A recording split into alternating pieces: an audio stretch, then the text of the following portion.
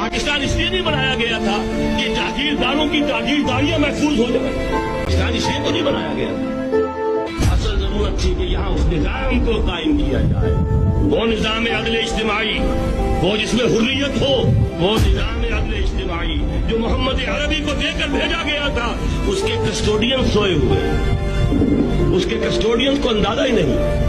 یہ نسخہ تو ہمارے پاس تھا، ہمیں عمل کرنا تھا، دنیا کے سامنے پیش کرنا تھا. پاکستان بنایا اس لیے گیا تھا کہ ہم اس کا ایک نمونہ دنیا کے سامنے پیش کریں گے. قائد اعظم نے فرمایا تھا کہ ہم یہ چاہتے ہیں کہ پاکستان کی صورت میں عہد حاضر میں اسلام کے اصول حریت و اخوت و مساوات کا ایک نمونہ قائم کر کے دکھائیں.